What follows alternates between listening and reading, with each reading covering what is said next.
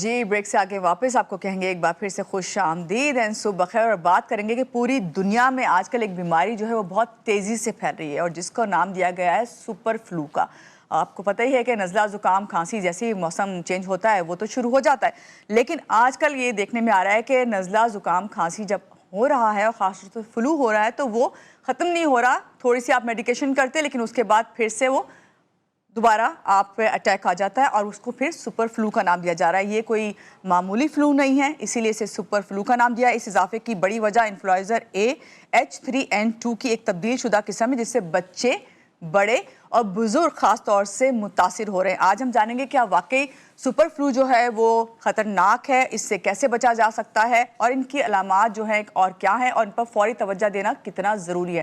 तो इस हवाले से हमारे साथ जो गेस्ट हैं उनसे आपका तारुफ करवाऊंगी। हमारे साथ मौजूद है प्रोफेसर डॉक्टर इरफान मलिक साहब, पल्मोनोलॉजिस्ट हैं, क्रिटिकल केयर फिजिशियन। इनसे मिलते हैं और जानते हैं। अस्सलाम वालेकुम इरफान साहब, कैसे हैं आप? ठीक हैं? सुबह खैर। वालेकुम सलाम, अल्हम्दुलिल्लाह फाइन, गुड मॉर्निंग। आपका क्या हाल है? मैं बिल्कुल ठीक हूँ। डॉक्टर साहब, सबसे पहले तो यही बताइए कि ये सुपर फ्लू असल में क्या है और इसको क्यों सुपर फ्लू का नाम दिया गया है?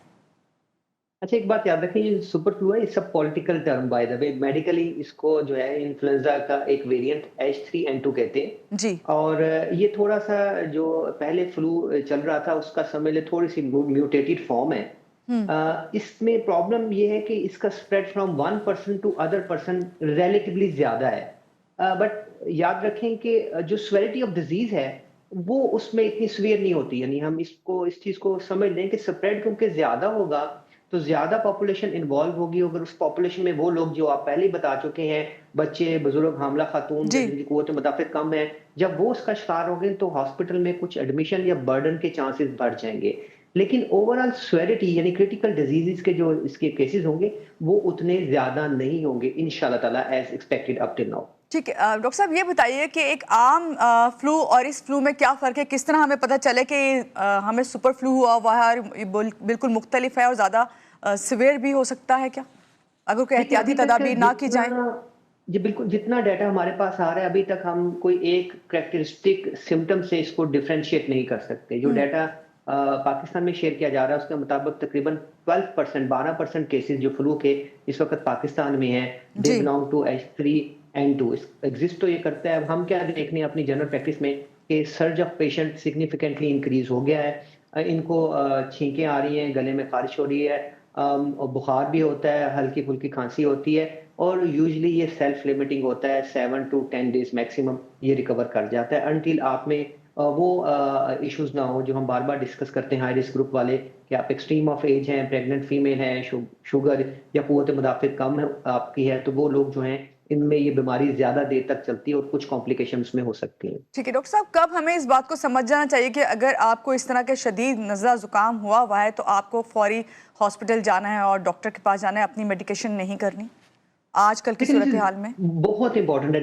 इसको कहते हैं रेड फ्लैग साइन। वो कौन से साइन है जिनको हम देख के समझें कि जी हाँ, अब आपका जो सिचुएशन है वो प्रॉब्लमेटिक हो गई। तो सबसे इंपॉर्टेंट ये है कि अगर बुखार आपका 2 दिन से ज्यादा परसिस्ट कर रहा हो, जी। उसके साथ आपके सांस की रफ्तार तेज होना शुरू हो जाए, आपको सांस में तंगी महसूस हो, और आपको खांसी, बलगम बलगम में खून या इस किस्म की सिम्टम्स आ जाए। फिर आप, अब लोगों का आदत है कि अपने ऑक्सीजन लेवल को कोविड ने बढ़ा दिया, वो चेक करते रहते हैं। अगर उनका ऑक्सीजन लेवल ड्रॉप हो जाए 94 या 92 प्रेफरेबली, तो इसका मतलब है कि ये जो वायरल इलनेस है ये आगे की तरफ बढ़ रही है। और अब हम कैसे डिफरेंशिएट करते हैं, क्योंकि अब क्योंकि एक फ्लू की वेव ऑलरेडी आ चुकी है, अब जो जी। वेव है वो रिलेटिवली सेकंड वेव हम समझ रहे हैं, और हम ये समझते यही है कि ये म्यूटेटेड फॉर्म ऑफ जो है फ्लू वही है। बट अल्हम्दुलिल्लाह up till now in my experience in government and private sector too, they are responding. ऐसा नहीं है कि अल्लाह का शुक्र है कि हम कहीं पे स्टक हो रहे हैं, अल्हम्दुलिल्लाह वो रिस्पॉन्ड कर रहे हैं। और एक बात और मैं इसकी बात बता दूं कि इसकी हम्म। ट्रीटमेंट मॉडलिटी अवेलेबल है। जी। देखिए, क्योंकि मैं फोकल पर्सन कोविड-19 भी रहा और अब क्योंकि मीडिया से काफी डिस्कशन मेरी होती है, तो मैं कंपेयर दोनों वायरस को पैरेलल करता हूं। तो जब हम कोविड की बात करते थे तो हम एक ऐसे वायरस की बात करते थे जिसका हमें पता नहीं था, अननोन एक वायरस था। लेकिन जो राइट। इन्फ्लुएंजा जो वायरस है ये हमें पता है, इसके बिहेवियर का हमें पता है अल्हम्दुलिल्लाह। इसकी ट्रीटमेंट मॉडलिटी अवेलेबल भी है और उसकी प्रिवेंटिव मेजर का भी हमें पता है। तो इंशाल्लाह ताला होपफुली प्रिवेंटिव मेजर से, वैक्सीनेशन एंड ट्रीटमेंट से हम इस पे कंट्रोल कर लेंगे ठीक है। इंशाल्लाह। डॉक्टर साहब, अभी आपने बताया कि ये आपको जब इस फ्लू होता है तो उसके बाद जो है आपको बुखार भी हो सकता है, शदीद खांसी भी हो सकती है, लेकिन जब बुखार की सूरत हाल ज़्यादा बढ़ जाए तो क्या आप इस बारे में बता सकते हैं कि ये नमूनिया की शक्ल तो इख्तियार नहीं कर लेगा या और मजीद क्रिटिकल तो नहीं हो जाएगा? जी, बिल्कुल, ये कर सकता है जी। ये याद रखिए कि इन्फ्लुएंज़ा के बाद वैसे ही आप शख़्स में भी निमोनिया बैक्टीरियल निमोनिया के चांसेस जो हैं वो बढ़ बढ़ सकते हैं और वो जी। लोग जो बार-बार हम बात करते हैं हाई रिस्क हैं, उनमें यही तो प्रॉब्लम होता है कि दे डेवलप निमोनिया और फिर जब वो एडमिट होते हैं तो हमें उनको वायरल के साथ एंटीबायोटिक्स भी देनी पड़ती हैं। इसी वजह से मैंने वो वार्निंग साइन बताया, तो बिल्कुल ये निमोनिया की शक्ल इख्तियार कर सकते ठीक हैं। है, तो डॉक्टर साहब अगर आपने उसकी वैक्सीनेशन करवाई हुई है, ख़ास तौर से हुँ, हुँ। बुज़ुर्ग अफ़राद में हम कहते हैं ना कि वैक्सीनेशन करवा लें नमूनिया की तो उससे बचा जा सकता है। तो ऐसी सूरत हाल अगर आपने वैक्सीनेशन करवाई है तो इस सिम्पटम से बचा जा सकता है? Very very important question, I was waiting for this question by the way. Thank देखें, यू। आप और हमने बार बार ये बात कही, कब से हम वायरसेस की बात करते हैं तो हम कोशिश करते हैं कि बताएं कि जी वैक्सीनेशन वैक्सीनेशन एंड वैक्सीनेशन। तो लकीली जो वैक्सीनेशन अभी अवेलेबल है, टेट्रावेलेंट वैक्सीनेशन है, वो इसको कवर करती है। देखिए, एक चीज का मैं आपके तवज्जुह से सब लोगों को और वो जो हायर कमांड बैठी है गवर्नमेंट को, उनको मैं कोशिश करता हूँ कि प्लीज इस पे फोकस करो। और I um, am as a clinical secretary Pakistan chest society Punjab, हम अपनी सोसाइटी की तरफ से भी बात करते हैं कि अडल्ट वैक्सीनेशन का एक कंसेप्ट क्रिएट किया जाए।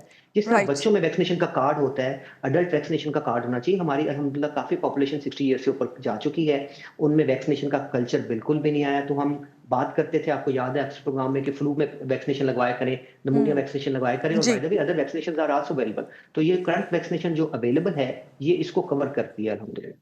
ठीक है। डॉक्टर साहब घर पर किस तरह इससे बचा जा सकता है? कौन-सा इलाज किया जा सकता है? फौरी ट्रीटमेंट क्या हो सकती है अगर आपको इस मौसम में ख़ास तौर से जब हम सुपर फ्लू का टर्म यूज़ कर रहे हैं, क्योंकि हमें तो आसानी से इसी तरह समझ आएगा ना कोई चीज़ सुपर है बिल्कुल। तो फिर इंटेंस हो चुकी है।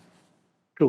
अच्छा, देखिए, एक बात है कि अब हमें कुछ अपनी आदत को बदलना पड़ेगा। अगर हमें नज़ला ज़ुकाम हो रहा है या हमें खाँसी की अलामत है, तो प्लीज़ हम अगर मास्क पहन लेंगे, तो हम बिल्कुल। अपने आप को भी और लोगों को भी बचाएँगे। ये सिंपल सा एक फिनोमेना है। तो मास्क आपको ज़रूर पहन लेना चाहिए और अपने आप को कुछ दिनों के लिए आइसोलेट कर लेना चाहिए, स्पेशली बुज़ुर्गों से। देखिए, सबसे कीमती बुज़ुर्ग और बच्चे हैं। उनको कम से कम, जो दादा या दादुओं को जो फ्लू होता है, उनमें वो तो बाहर जाते नहीं हैं। उनका सोर्स क्या है? उनके ग्रैंड चिल्ड्रंस हैं। तो जी, हमें ये कल्चर बनाना चाहिए कि अगर आपको ये सिम्पटम्स हैं, तो आपने मास्क पहनना है, अपनी हाइड्रेशन का ख्याल रखना है, पानी का इस्तेमाल ज़्यादा होना चाहिए, जूसेस का इस्तेमाल ज़्यादा होना चाहिए। कावा हम मना नहीं करते, आप वो ले सकते हैं, और हम रेस्ट करें, और पैराडोल बुखार की सूरत में इस्तेमाल करें, पैरासिटामोल। और अगर आपको 2 दिन से ज़्यादा रहता है तो डॉक्टर से रिव्यू करें, वो आपको फर्दर गाइड करेगा। और इम्पोर्टेंट ये है, जो प्लीज़ बार-बार मैं बात करता हूँ, कि अपने हैंड हाइजीन का ज़रूर ख्याल रखें। हाथ को धो के रखें, साबुन से धोने से भी हाथ साफ हो जाते हैं। और अगर खाँसी कर रहे हैं, तो ये एल्बो का जो कफ एटिकेट्स होते हैं, इसका हम सब बच्चों को बताएँ कि आपने कफ जो है वो एल्बो पे करनी है। तो ये कुछ modification in our life now is required. अब हमें ये अपनी अगली जनरेशन को ट्रांसफ़र करनी है, क्योंकि ये वायरल इलनेसेस जो हैं, अगर आप देखें, और हमारी जनरेशन इनको हर साल न्यू वायरस म्यूटेट होता हुआ और परसिस्ट करता देख रही है, because of environmental factor and other factor जो हमारी सोसाइटी में है। तो ये चीज़ें प्लस वैक्सीनेशन अगर हम करते हैं, तो इंशाल्लाह ताला हम इस बीमारी को यहाँ पे कंट्रोल रखेंगे। इसमें ज़्यादा परेशान होने की ज़रूरत नहीं है। इंशाल्लाह ताला। अच्छा, अभी आपने खुद भी ज़िक्र किया कि 2019 से हम खुद भी इतना प्रैक्टिकली सब में आ चुके हैं कि हमें मास्क का यूज़ करना चाहिए, हमें हाइजीन रखना चाहिए। तो क्या वजह है कि इस वक्त पाकिस्तान में जो है ये सुपर फ्लू बढ़ता जा रहा है? क्या यही एहतियाती तदाबीर हैं जिन्हें हम भूल चुके हैं? इन्हें रिमाइंड करवाना ज़रूरी है? बिल्कुल, आपने ठीक कहा। देखें, ये it should be part of our culture now.